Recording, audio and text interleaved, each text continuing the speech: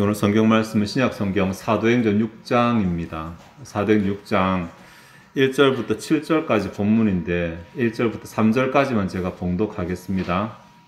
사도행전 6장 1절부터 3절입니다.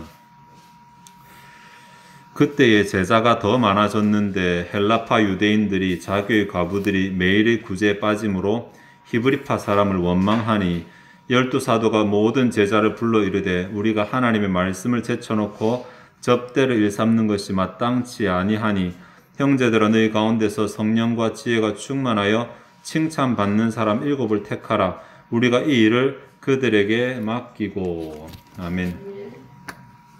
다음 주에 우리 이거 직원 투표가 있기 때문에 오늘은 조금 주제 설교를 해야 될 것 같습니다. 직원 투표와 관련돼서 그러니까 교회 직분을 세우는 일이죠. 교회 직분을 세우는 것 관련해서 우리가 어떤 자세를 가져야 되고 또 어떤 마음으로 투표를 해야 되는지에 대해서 오늘 본문의 교훈을 좀 생각해 볼 건데, 이 본문은 신약 교회 가운데서 처음으로 직분이 세워지는 그러한 내용입니다. 사실 이 앞에도 마띠아라고 하는 그 사도가 한번 세워지는 장면이 있는데 신약 교회의 모델로 삼기는 조금 무리가 있죠.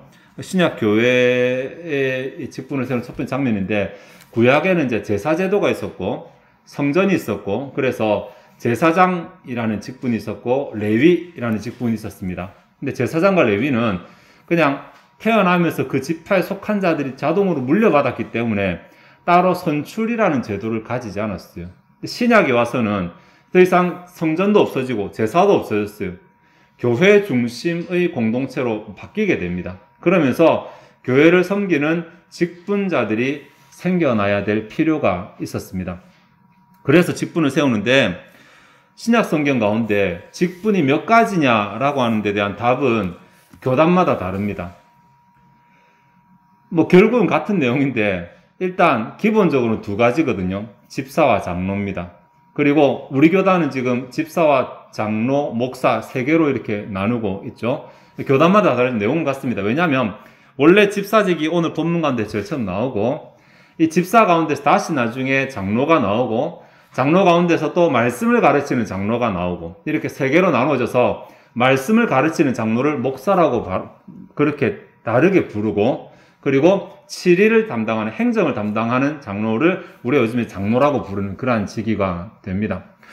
혹시 잘 모르시는 분들이 장로들의 이렇게 말씀하시는데 그게 아니고 목사와 장로, 오늘은 구분되지만 원래는 다 장로들인 그러한 당에 의해서 행정이 지배받기 때문에 장로교라고 그렇게 부르게 됩니다. 어쨌든 이 본문 가운데서 집사라고 하는 직분을 세우는 그러한 내용이 나오는데, 이 내용 가운데서 우리가 직분과 관련해서 반드시 알아야 될 교훈들이 들어있습니다. 이 주제 설교다 보니까 좀 내용이 딱딱할 수도 있는데 그래도 우리가 좀 이제 아신다 생각하시고 내용을 함께 생각했으면 좋겠습니다. 직분과 관련해서 가장 중요하고 다음에 가장 핵심적인 내용은 직분은 반드시 사역이 전제되어야 된다는 것입니다. 사람들이 일단 직분을 세워두고 그 다음에 사역을 찾는다고 생각을 참 많이 하시는데 절대로 그렇지 않습니다. 오늘날 사람들이 잘못 오해하시는 게 직분이 신앙 연수 따라서 교회에서 몇 년 정도 지나면 이제 뭘 받고 또 뭐 지나면 뭘 받고 이런 식으로 생각하는데 성경의 직분을 대단히 오해하고 계시는 것입니다. 때로는 직분이 교회 안에서 계급인 것처럼 이렇게 인지되는데 절대로 직분은 계급이 아닙니다. 그것은 우리 유교 문화권에 있는 동양에서 나타나는 특징인데 절대로 직분은 계급이 아닙니다. 사실 중세 때만 해도 종교개혁자들이 종교개혁을 하기 전까지만 해도 사제라고 하는 직분 안에서 모든 것이 다 이루어졌어요. 그들만 성가대하고 그들만 성찬하고 그냥 평신도들은 그냥 밑에서 구경만 하다가 모든 것이 끝났었거든요. 그것을 깨트린 사람들이 종교개혁자들입니다. 그때 한 말이 만민은 다 제사장이다 라고 하는 만민 제사장주의를 가지고 사도에게만 국한됐던 직분을 모든 교인에게로 다 풀었어요. 그것이 맞다라고. 그런데 어느 순간 시간이 이만큼 지나놓고 보니까 오늘날 교회 안에서 일하는 사람은 교역자라고 하고 다음 교인들은 일 안 하고 뭔가 또다시 중세로 회귀하는 이런 분위기가 있습니다. 절대로 그렇지 않습니다. 사실 직분이 우리가 흔히 생각하는 중직자, 오늘 본문에는 항존직 이런 것만 있는 것이 아니고 교회 안에서 일하는 모든 것들은 다 직분이라고 말할 수 있는데 한결같이 공통적인 내용은 반드시 일이 있어야지 직분을 세운다는 것입니다. 그것이 원칙입니다. 뭔가 할 일이 있어야지 직분을 세운다는 것입니다. 오늘 본문 1절과 2절에 보면 초대교회 때 있었던 갈등 이야기를 소개하고 있습니다. 잘 아시겠지만 처음에 사도들하고 몇몇 성도들하고 이렇게 제자들이 모여서 120명 모여서 마가 다락방에서 기도하다가 성령을 받고 교회가 시작됐는데 이때부터 복음이 전파되면서 하루에 3,000명도 회개하고 5,000명도 회개하고 회개하는 일이 참 많아졌어요. 앞에 내용의 4장과 5장 보시면 사람들이 감동을 받으니까 자기 집 재물들을 다 갖다 바칩니다. 그러니까 이 재물을 관리하기도 하고 또 이것으로 사람들에게 나누어 구제하기도 하는 일이 하나가 더 생기게 됩니다. 아직까지는 사도들이 합니다. 사도들이 하는데 사람들은 점점 불어나고 또 헌금은 더 많아지고 할 일은 더 많아지는데 사도들 가지고는 좀 역부족이 있었던 것 같습니다. 그래서 그 안에 갈등이 생겼어요. 헬라파 과부들과 히브리파 과부들 가운데 갈등이 생겼어요. 교회 안에서. 히브리파 과부들이 구제하는 일을 자기들이 딱 잡고 안 놔줬어요. 헬라파 과부들한테 기회를 안 주는 거예요. 헬라파 과부들이 우리에게도 기회를 달라고, 왜 우리는 기회를 주지 않냐고, 그렇게 교회 안에서 문제를 일으켰습니다. 요즘하고 반대죠, 왜 일을 맡기냐고, 나한테 왜 일을 맡기냐고 이렇게 해야 되는데 왜 일을 안 맡기냐고, 그렇게 갈등이 생겼어요. 그래서 사도들이 이 일을 가만히 바라보면서 이거 합당하지 않다. 우리가 지금 여기 우리가 하나님의 말씀을 제쳐놓고 접대를 일삼는 것이 마땅치 않다라고 말해서 그럼 어떻게 할까의 대안으로 그러면 직분하자. 직분이란 말은 한자로 직을 나눈다는 말입니다. 직이 업무거든요. 업무를 나눈다는 얘기입니다. 원래는 그냥 한 사람이 담당하거나 하나라 담당하다가 일이 커지니까 이걸 쪼개어서 나누어서 각각이 담당하도록 한다는 개념이 직분입니다. 그리고 직분된 사람을 직분자라고 말하죠. 그러니까 직분자라는 말은 업무를 나누어 받았다라는 얘기입니다. 그러니까 일이 있으니까 직분자가 된 것이죠. 일이 없는데 그냥 구색 갖추기 위해서 직분된다든지 그건 좀 교회 오래 다녀서 된다든지 이렇게 하면 성경의 직분과는 완전히 다른 그러한 직분이 되게 됩니다. 사실 여기에 직분이라고 하는 단어가 신약 성경에 한 3가지 정도로 나옵니다. 디아코니아라는 말로 잘 아시죠? 본문 여기서도 우리가 접대를 일삼는 것을 말하는데 디아코니아라는 말은 영어로 디컨, 집사의 어원이 되는 말입니다. 직분이란 말 이퀄 집사라고 이렇게 말할 수 있습니다. 오이코노미아라는 단어가 있어요. 이 단어는 오이코스가 집이거든요. 집을 섬기는, 세우는 자이기 때문에 청지기라고 번역될 수 있어요. 청지기. 이것도 일을 나누는 자잖아요. 레이툴기아, 예배로 번역되는 단어인데 이 단어도 직분입니다. 히브리서에서 직분으로 번역하고 있어요. 섬김. 근데 이게 3개 단어가 다 다른데 공통적인 뜻은 섬김이라는 뜻이 섬김. 그러니까 직분의 특징은 뭐가 일을 하는 것이, 섬기는 것이. 일을 하는데 내 생업을 하는 것이 아니고 내게 돈이 안 되는, 내게 득이 안 되는 다른 사람을 위한 일을 하는 것을 직분이라고 말한다는 거예요. 그런데 이런 개념을 잘 알지 못하고 직분을 받고 직분 받은데도 일을 하지 않고 직분을 쉽게 생각하고 이렇게 생각하면 성경은 그런 일에 대해서도 경고하고 있어요. 복음서에 보면 여러분 달란트 비유 잘 아시잖아요. 달란트 비유 가운데 한 달란트 받은 사람은 왜 책망받습니까? 받아놓고 일 안 해서 그렇잖아요. 받아놓고 땅에 묻어두고 일 안 했기 때문에 나중에 책망을 받게 됩니다. 왜냐하면 일이 있어서 세운 자리이기 때문에, 일이 있어서 세운 사람이기 때문에. 근데 일을 안 한다는 게 있을 수가 없잖아요.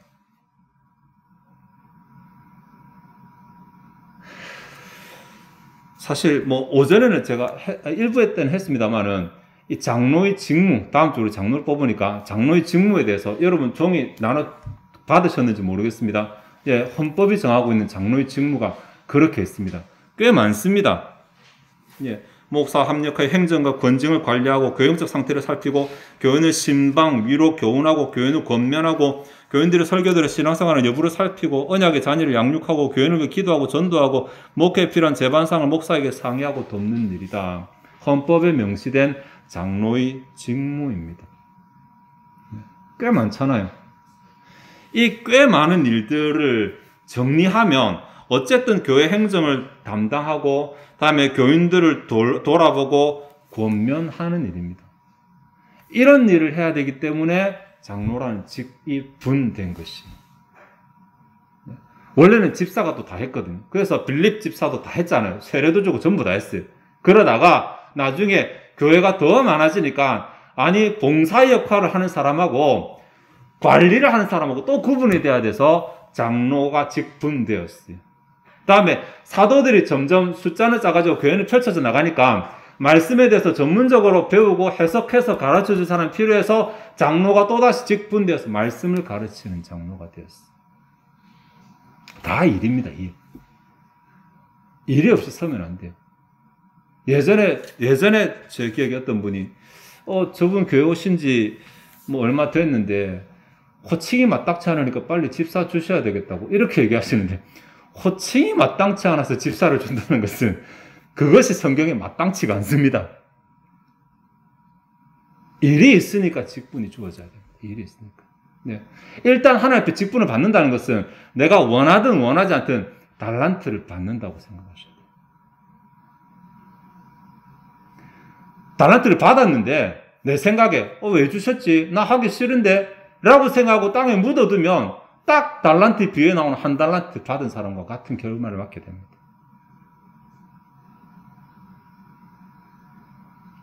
내가 직분을 맡을 때는 내가 뭔가 봉사하는 일이 있다. 혹은 내가 직분자를 뽑을 때는 저 사람이 봉사해야 된다. 라는 생각을 가지고 있어야지 교회 직분을 이해하는 것입니다. 이렇게 일이 많다 보니까 어쨌든 직분을 할 일이 참 많거든요. 그래서 권한이 주어지게 됩니다. 이 권한을 권력으로 오해하시면 안 돼요. 일이 많다 보니까 권한이 주어지게 되는데, 성경에 보면은 권한이 주어지되 반드시 그 권한보다 책임이 더 큽니다. 여러분, 불의한 청지기 비유 혹시 기억나십니까? 주인이 청지기에게 종들을 맡겼는데, 종들을 맡길 때 창고 열쇠를 같이 맡기거든요. 청지기는 그런 권한이 있어요. 그래서 창고에서 음식을 꺼내다가 자꾸 종들에게 줘야 되니까. 근데 그 불의한 청지기가 어떻게 했냐면 종들에게 주지 아니하고, 때를 따라 주지 아니하고 그거 꺼내서 자기가 친구들과 먹고 마셨어요. 자기에게 주어진 권한은 그 직무를 잘 감당하라고 주신 것인데 직무를 감당하지 아니하고 자기를 위해 썼다고. 그 결과 그 본문 보시면 마지막으로 쫓겨나거든요. 그 권한은 자기에게 주어진 직무를 잘 감당하라고. 때로 목사든, 때로 장로든, 때로 집사든, 때로 누구든지 간에 하나님께서 직분에 걸맞는 권위를 주실 때는 그것은 그 직분을 잘 감당하라고 주시는 것이지 그것으로 자기 자랑거리를 삼으라고 주시는 것은 아니라는 것입니다. 그렇게 생각하는 순간 이미 그 마음은 망한 자의 마음과 같이 됩니다. 여러분, 직분을 받는 건 복이 절대로 아닙니다. 그렇다고 벌도 아닙니다. 직분을 받는다는 것은, 직분자가 된다는 것은 잘하면 복이 되고 못하면 책임을 지는 갈림길에 서 있는 사람입니다. 그래서 내가 잘할 것인가? 그러면 직분을 받지 않은 자보다 훨씬 더 많은 복을 받을 것이고, 내가 잘못하게 되면 차라리 직분을 받지 않은 자보다 더 못한 결말을 맺게 됩니다. 그러니 조심하셔야 되죠. 이것이 본문이 우리에게 주는 첫 번째 교훈. 직분은 반드시 사역이 전제돼야 됩니다. 일이 전제돼야 됩니다. 두 번째로 직분은 감당할 수 있는 자질이 있어야 돼요. 자질. 열심만 가지고 왔는데 마음만 가지고 왔는데 자질이 있어야 되는데 3절에 보시면 형제들아 너희 가운데서 성령과 지혜가 충만하여 라고 말하죠. 성령과 지혜가 충만한 것이 오늘 본문의 자질로 나오네요. 성령과 지혜, 이것을 중언법으로 봐가지고 지혜의 영이라고 해석하기도 하는데 본문에서는 따로따로 보는 게 더 맞는 것 같아요. 성령이 충만한 것과 지혜가 충만한 것입니다. 성령이 충만하다라는 말은 뭐냐면, 그러니까 결론만 말하면 내 뜻대로 하지 않는다는 것입니다. 내 뜻대로. 성령이 충만한 상태는 성령이 나를 인도하시는 상태입니다. 사도들이 성령이 충만했을 때 겁장이 베드로도 담대함을 가졌죠. 초대교회 교인들도 담대하게 복음을 전했죠. 자기 마음, 자기 기준에는 그냥 성령이 내 안에 충만하니까 성령의 색깔이 나타나고 성령이 원하시는 것을 행동한다라는 것이기 때문에 이것은 내 마음과 내 뜻대로 하지 않는 것입니다. 사역에 있어서, 직분에 있어서 성령이 충만하다는 말은 내가 하고 싶은 것, 내가 하면 좋은 것이 아니라 하나님이 원하시는 것, 성령께서 기뻐하시는 것, 이것을 한다라고 그렇게 말하셨어요. 그런 자질이 있어요. 그런 자질. 하나님이 기뻐하시는 것을 분별하고 하나님이 기뻐하시는 것으로 나아갈 마음이 있고, 이것이 직분자의 자질입니다. 지혜가 충만하다라고 하는 이 말은 그냥 철학자가 된다는 말이 아니라 이 문맥에서 보면 일머리가 있다. 쉽게 말하면 일머리가 있다. 일을 어떻게 해야 될지를 안다는 얘기입니다. 그러니까 성령이 충만한 것을 통해서 무슨 일을 해야 될지를 알게 되고 지혜가 충만함을 통해서 그것을 어떻게 해야 될지를 아는 것, 이것이 직분자의 자질이라고 말하셨습니다. 본문 가운데서는 지금 이제 집사들이잖아요. 구제를 해야 되잖아요. 매일매일 사람들이 재산을 갖다 바치고 헌금이 들어오고 이렇게 하니까 관리해야 되잖아요. 요회별로 나눠서 사람을 배정해야 되고 지역을 나눠야 되고 그렇게 하니까 이거 이렇게 들어온 돈이 하나님의 뜻 가운데서 어떻게 쓰이는 것이 합당한지를 분별할 수 있어야 되고, 그럼 이 일들을 어떻게 진행할 건지 지혜가 있어야 되고, 이것이 그들에게 필요한 자질이었어요. 바울이 디모데도 자기 아들로 생각했지만 디도도 자기 아들로 생각했거든요. 그 디도를 크레타 섬에다가 놔두고 자기는 선교행을 계속 갑니다. 그때 디도를 크레타 섬에 남겨둔 이유를 본문 가운데 기록을 하고 있는데, 디도서 1장 6절부터 9절까지 그 앞에 보면 장로를 세우도록 하기 위해서라고 나오죠. 장로를 세우도록. 그래서 사실 디모데서하고 디도서가 우리가 이제 교회 직분자를 세우는데 아주 중요한 자료가 되긴 하는데, 디도서 1장 6절부터 9절까지 보면 장로의 자질에 대해서, 자격에 대해서 이렇게 나오면 좀 길지만 제가 읽어드리겠습니다. 책망할 것이 없고 한 아내의 남편이며 방탕하다는 비난을 받거나 불순종하는 일이 없는 믿는 자녀를 둔 자라야 할지라. 감독은 하나님의 청지기로서 책망할 것이 없고 제 고집대로 하지 아니하며 급히 분내지 아니하며 술을 즐기지 아니하며 구타하지 아니하며 더러운 이득을 탐하지 아니하며 오직 나그네를 대접하며 선행을 좋아하며 신중하며 의로우며 거룩하며 절제하며 믿번 말씀이 가르침을 그대로 지켜야 하리니 이는 능히 바른 교훈으로 권면하고 거슬러 말하는 자들을 책망하게 하려 함이라. 내용이 굉장히 많지만 곰곰이 따져보니까 성령이 충만하고 지혜가 충만한 가운데 다 들어갑니다. 하나님의 뜻을 추구하는 사람, 하나님의 뜻, 내 뜻, 내 생각이 아니라, 내 욕심이 아니라 하나님의 뜻을 추구하는 것, 내가 하고 싶은 것이 아니라 내가 해야 하는 것, 그리고 그것을 어떻게 하는지 지혜를 추구하는 자, 이것이 장로의 자질, 그 주어진 자리에서 장로의 자질이었습니다.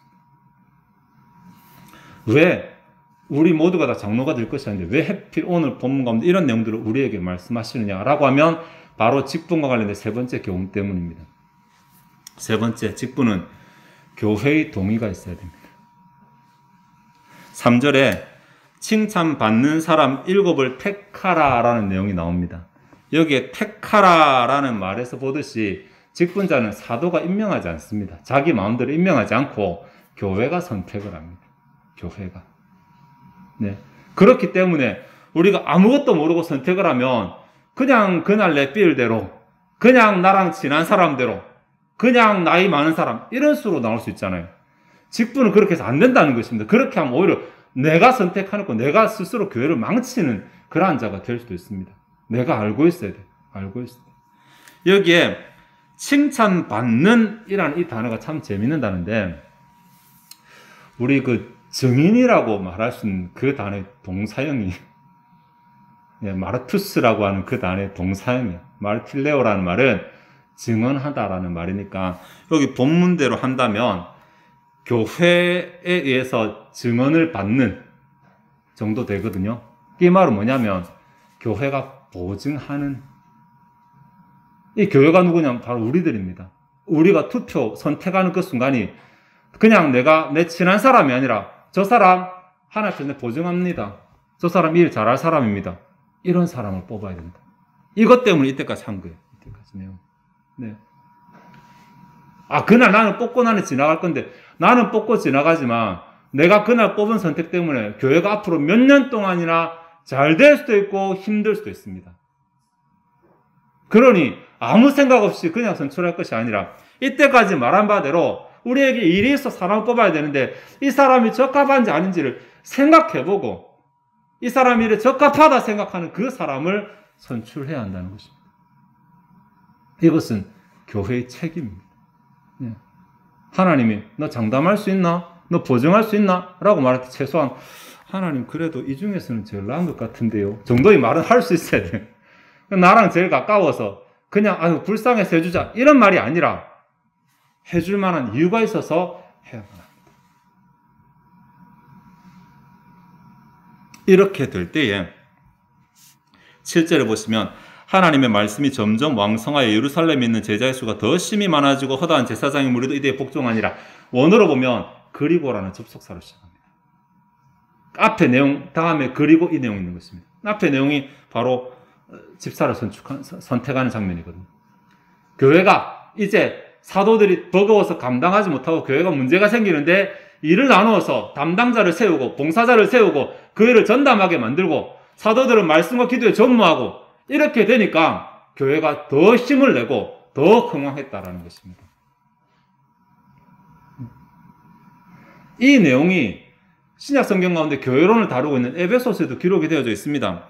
에베소서 4장 16절에 그에게서 온몸이 각 마디를 통하여 도움을 받음으로 연결되고 결합되어 각 지체의 분량대로 역사하여, 각 지체의 분량은 몸의 각 직분자들이 자기에게 주어진 일만큼 다 일한다는 것입니다. 역사하여 그 몸을 자라게 하며, 어떻게 교회가 자라나냐면 목사가 잘나고 똑똑해서 자라나는 거 아니라는 거예요. 특정한 몇 사람이 잘해서가 아니라 각 지체, 각 자기 분량대로 일을 할 때입니다. 교회 안에서 직분을 받는, 즉 봉사자들이, 교회를 봉사하는 자들이 자기 자리에서 자기의 봉사를 잘 감당할 때에 그 몸이 자라게 됩니다. 교회가 자라게 됩니다. 우리 교회는 왜 이렇게 안 자라나? 보통 열심히 일하시는 분들 이런 말 안 합니다. 그렇죠? 다 자기 자리에서 자기를 감당하면 그냥 교회는 스스로 자라나. 이 본문에도 보면 사랑 안에서 스스로 세우느니라라고 되어져 있거든. 직분이 이렇게 중요합니다. 합당하지 않은 사람이 직분의 자리에 앉았을 때는 교회가 성장하는 것을 막게 됩니다. 다음 주 우리 이제 장로 투표를 하니까 좀 장로라고 하는 좀 무거운 직분에 대해 생각하지만 사실은 모든 봉사가 다 마찬가지입니다. 나도 봉사. 우리 모두가 다 자기 자리가 있잖아요. 교회 안에서 이러한 자리를 하나님 앞에서 내가 받은 대로 잘 감당하면 교회가 흥왕하게 되는 것입니다. 전도 집회 안 해도 흥왕하게 되는 것입니다. 말씀을 좀 정리하도록 하겠습니다. 오늘 직분이라고 하는 것에 대해서 우리가 이해해야 될 교훈들을 몇 가지를 생각을 해 보았습니다.